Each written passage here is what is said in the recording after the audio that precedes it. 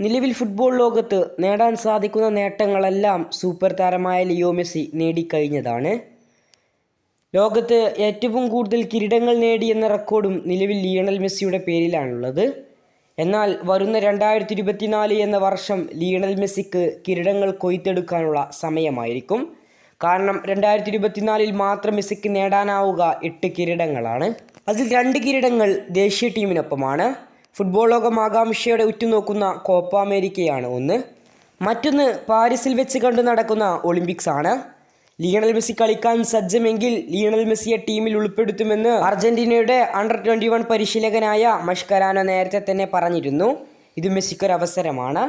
Inter മിയാമിക്കൊപ്പം 6 കിരീടങ്ങൾ നേടാനുള്ള സുവർണാവസരമാണ് മെസ്സിക്ക് മുന്നിലുള്ളത്. ഒന്നാമത്തത് MLS കിരീടം തന്നെയാണ്.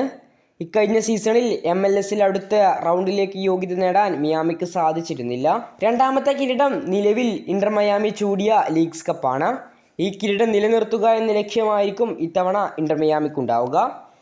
കഴിഞ്ഞ തവണ ലീഗ്സ് കപ്പ് കിരീടം നേടിയതിനാൽ തന്നെ ഇന്റർ അമേരിക്കൻ കപ്പിലും ഇന്റർ മിയാമിക്ക് ഇത്തവണ മത്സരിക്കാൻ സാധിച്ചേക്കും. എന്നാൽ അത് കടുപ്പം കൂടിയ മത്സരങ്ങളായിരിക്കും. മറ്റൊന്നാണ് കോൺകക്കാഫ് ചാമ്പ്യൻഷിപ്പ്. ഇതിൽ ഇന്റർ മിയാമിക്ക് കിരീടം ചൂടാൻ സാധിച്ചാൽ ഇന്റർ കോണ്ടിനെന്റൽ കപ്പിലും പങ്കെടുക്കാൻ സാധിക്കും.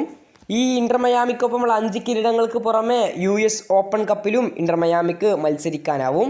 കഴിഞ്ഞ തവണ US ഓപ്പൺ കപ്പിൻ്റെ ഫൈനലിലായിരുന്നു ഇന്റർ മിയാമി പരാജയപ്പെട്ടത്. ഏതായാലും കിരീടക്കൊയ്ത്ത് നടത്താൻ തന്നെയാണ് മെസ്സിക്കൊരു സുവർണാവസരം ലഭിച്ചിരിക്കുന്നത്.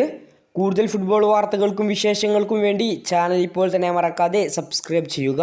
കൂടുതൽ ഫുട്ബോൾ അപ്ഡേറ്റുകളുമായി ഇനിയും കാണാം.